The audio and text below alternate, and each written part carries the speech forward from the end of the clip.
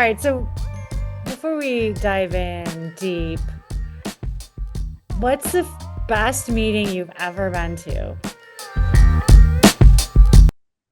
Okay, so I know this is going to be hard to believe, but I literally just came from one of the best meetings that I've had That's in a long great. time. Okay, And why? so it was on, so our esteemed, brilliant business intelligence team, headed by Damian Jakubczak. And wow, there's a bunch of people, but anyways. It was really fun. Their intention, it was our director and above meeting that we have monthly here at campus, and their goal was to share some updates about our ClickSense dashboard that they've been bringing additional data into. Right. So everything that I just said might sound kind of dull. They made it really interesting because they had trivia throughout the whole thing that was through the Oh, phone. So they also had kind of, it was a, imagine a demo with an expert who can navigate a BI tool going through some of like the really key information presented in front of directors and above, but then prior to going into a section, they would ask a question like, how many members do we have? Or, what is our throughput from online applications? And so it was a really good combination of interaction, kind of competition, and information all at the same time. love that. So that was pretty cool. I was jealous because I presented last month and it wasn't, I don't think, nearly as fun. So Ooh, now the bar has been raised. it was, yeah. But I think interaction is really important in the meeting. And if, I'm not saying that every meeting should have trivia. In fact, that would probably be obnoxious, but the way it was positioned was really thoughtful. That's really cool. So Okay, so if you're a human being who has not been in a meeting with an executive before, and you've been invited to said meeting, what are the things you would do to prepare? I would ask if like if you feel comfortable going to that executive and asking them what you need to be prepared for. I know it sounds odd, but or go to your own boss and say, "Hey, I'm excited to attend this. What should I, you know, be thinking about heading into this? Should I be prepared for anything in that meeting?" So I think prep is key. I think also looking at the invite, you can just pull it up and look at the other attendees to see, okay, who's going to be here. Maybe even refresh your memory on who those people are and what they manage. So I just think 5 minutes of homework around kind of work structure and that. Obviously, there's an agenda, which isn't always the case. But if there is, going ahead and kind of geeking out to that a little bit. That would be important. I also think dress up a little bit. Mm, yeah. So today's interesting because it feels like, at least here, there's a bit of a transition back to quite a little bit nicer dress. Mm. And so I think knowing, your audience and thinking about like, is this your most casual day, or maybe this is the day where it's just up one level? I'm not talking about, again, showing up in a tuxedo, but um, that those moments are really important. And even if you contribute nothing to the meeting, if you're showing up looking really professional, that's a good thing. Yeah, for sure. What if you can't get any insight about this meeting? I think for most people it would be very positive if they were able to ask the questions that you posited and they received good feedback about that. And sometimes for reasons that can be purposeful, you don't get to know. Correct. Yeah, I've had a lot of those meetings. It can I've be had a lot of anxiety. those Yeah, I can meetings. imagine it's I had anxiety. a leader that purposely did not want to have any structure to any of that, actually more than one. And that's really hard for me because I'm a structure person. I'm an agenda person. I'm prepared ahead of time person. Yeah. It's nerve-wracking. It is. Yeah. It's like if you were going to do like a podcast and you were going to have guests on it and just kind of, which Yeah. is What are we going to talk about? off the cuff conversation.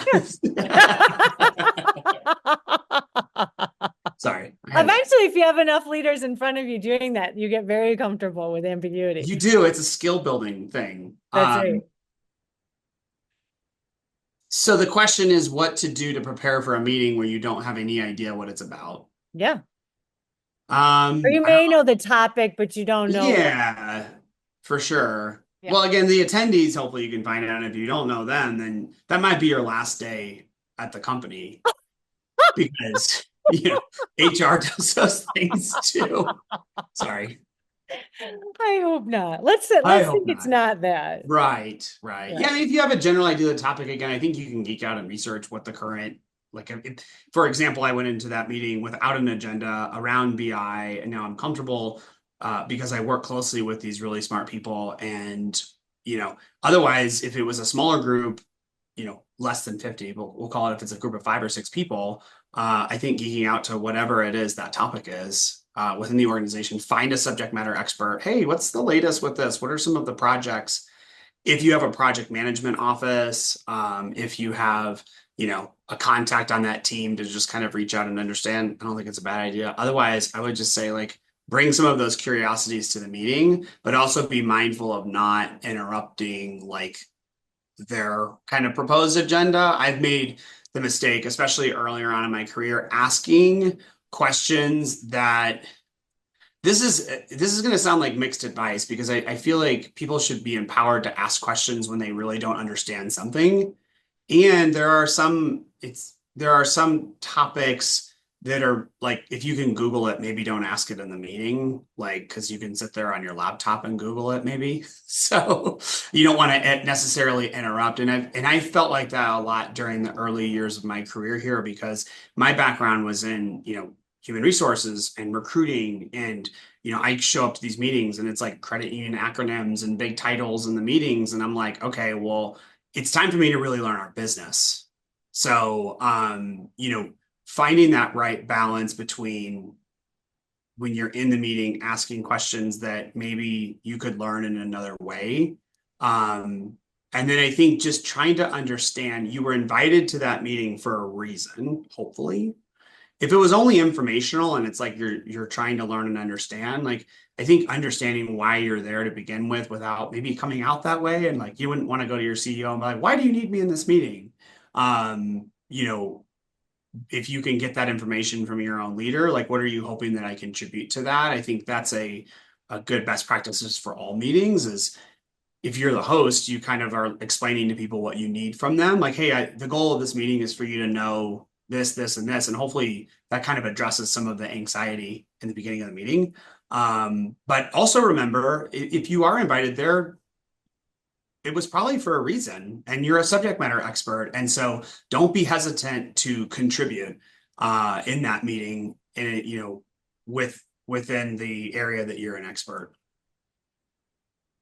One of the things that I observe is a new wrinkle in this season of life is how to demonstrate engagement. Mm. What Put the advice phone would you away. have people for how you show up and demonstrate that you're engaged? Eye contact and put your phone away. I Yeah. mean, it's tempting, I know. And I often see people turn the phone upside down because even like the messages that come through, and listen, I'm guilty of it too. But I really try to be deliberate about, regardless of the meeting, regardless of the level, having that focus and engagement physically, the sitting up in your chair, the all of those signs. The laptop thing is really tough for me because I take all my notes, my whole world is on my laptop. Um, and so I know people that are smarter than me that will like really block those applications or not have, they close Outlook and they close Teams and they're just taking notes. That's really good discipline. If you are going to do that, just being really mindful of how it looks to sit there click clacking along while somebody's having that conversation. And I think asking questions, again, it's mixed advice and very difficult, but asking questions, providing kind of reaffirming nods, those kind of things can be helpful. Yeah. Well, I also think depending on the size of the meeting, and you wouldn't want to do this if there were 30 people there. And as someone who is a vastly faster typist and really does rely on that because I don't trust my brain, what I often do, particularly in one-on-one meetings, is say, please know I'm going to take my notes here. Yeah, So at least there's absolutely. a level setting. Yeah. Yeah. In one of my first jobs as a recruiter, I worked at a company who their they had the interview rooms. And it was Agilon, and they were a really smart global recruiting firm, but they had interview rooms, and this was pretty forward thinking at the time, but they had a really good applicant tracking system, and they really wanted all those notes to get captured in there. So they actually, in the interview room, had the screen in that, and as part of the training, you would tell the person like, "Hey, I'm going to be taking notes here." And but the screen was positioned such that you could be still facing the person. And so that's another thing that you could potentially do rather than kind of having it hidden behind. You could have it to the side. You could have transparency into a note screen versus like, you know, is he watching Netflix? Right. Another thing you and I have encountered over time is what happens in this hybrid or remote work environment. And I know our Yeah. listeners will be in varying settings around this. And if you are in a meeting where you are taking said important meeting from home, what advice would you have for people about ensuring that goes well? Yeah, I mean, I think hopefully how we're kind of displayed here, where you have it's not just your head, like this. That's always interesting when you're on a call like that. Or all the way back, like there's the right balance of both of those things. Um, I have mixed feelings on the fake backgrounds and blurry screens. Um, I understand that everybody's home is like they want to show off that. Maybe you think about that if you are at home, really putting some effort and energy. I love what you have behind you, for example. I feel like I had. See, what's weird is I got a new camera that zooms in a little more than I'd like it to, Uh, and it's on my monitor. But again, I'm being self-conscious about how I have my own area set up. The other thing that I would say about those remote things, I love when people put things in the chat during the meeting. So just like a quick like, yeah, that's a good idea. I mean, that to me kind of shows engagement. And then what I've seen happen is that then becomes there's more people will engage in the chat, and so, like, if you feel brave, I guess, if one way to think about it, putting something in there to confirm, because we've all been there. You're having a conversation, you're facilitating a meeting that's virtual, and it's like crickets. So if somebody weighs in and proves, because let's say you're presenting on something, you're not seeing the faces maybe as well. You're really thinking about the content. If something in the chat pops up and they're like, oh yeah, or I have a question, that's great. I love that kind of engagement for a Teams or Zoom or whatever. One of the things I've found to be challenging is in early stages of coming into a room where a team has already been formed, or you may be more junior than the rest of the room, finding a way to have voice, especially with very boisterous and opinionated people. How do you break in? You've got the idea, you've got something to contribute, you've been invited there, and how do you get in? Well, I think listening and timing is going to be important in that one. Understanding the kind of tone of the conversation, because you also don't want it to look like you're just breaking in for the sake of breaking in. Um, if it's a recurring meeting, I like the after the meeting or the before the Mm. meeting, as I suggested before. Like you're kind of accomplishing that. If after the meeting and this is a huge bit of advice as I think about meetings, is like, is what I'm going to say or ask better in a one-on-one environment versus a meeting? And I've made more mistakes in the group setting than I care to admit that I found out later, that didn't feel well or whatever. And I'm an impatient person. And sometimes I just feel like saying or asking the question. And I've learned that often it's better to have that individually. But to answer the question, I mean, you have to definitely read the room. Stories are always great. Data is always great. I'm curious from your perspective, like I have, uh, there is nobody more busy than a credit union CEO. And so, you've got all the you're reporting to the board, you've got 18 different areas you have to be a deep subject matter expert in, maybe 85 different areas. Um, you have a half an hour block to talk about a particular topic or to hear something. What is it that, how is it like done really well? What does that look like?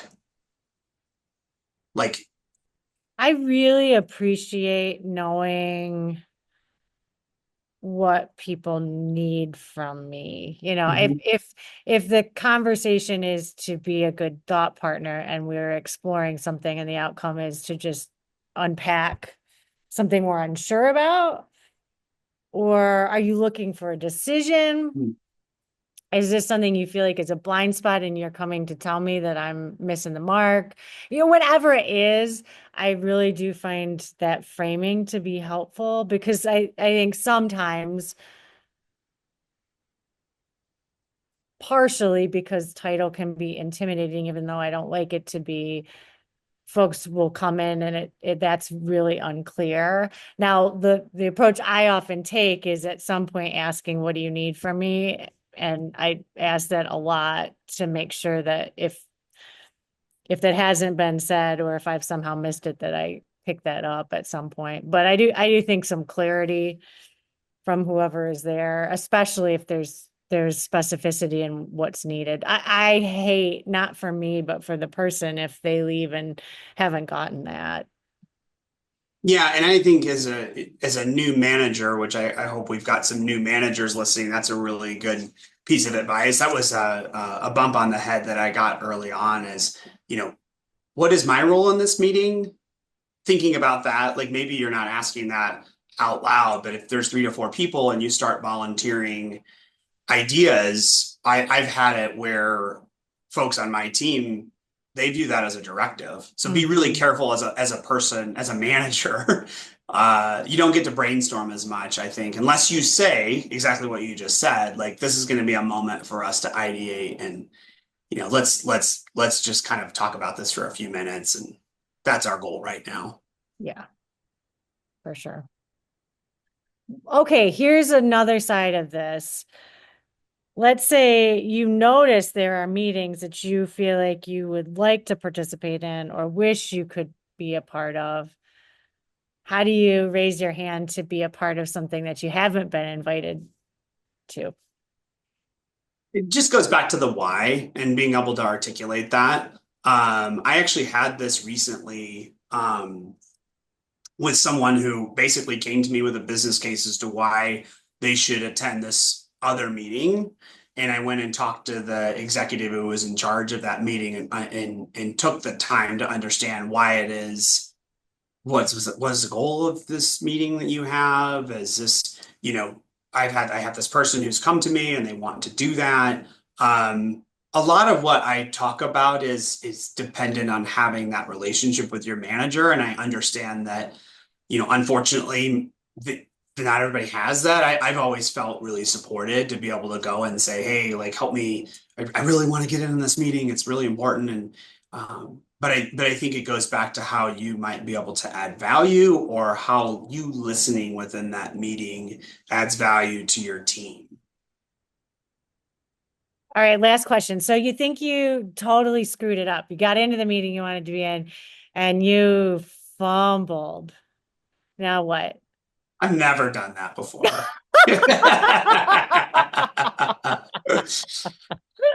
I guess it depends on what it is. So where I've made a lot of mistakes is like public shaming by accident or purpose because I lost my temper or something like that, to be honest.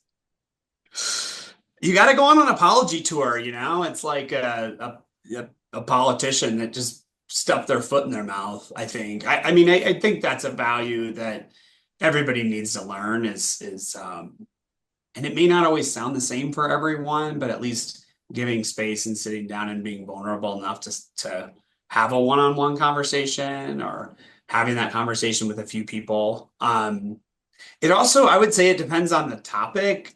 Sometimes I don't think apologizing serves people very well, and maybe you just kind of move on.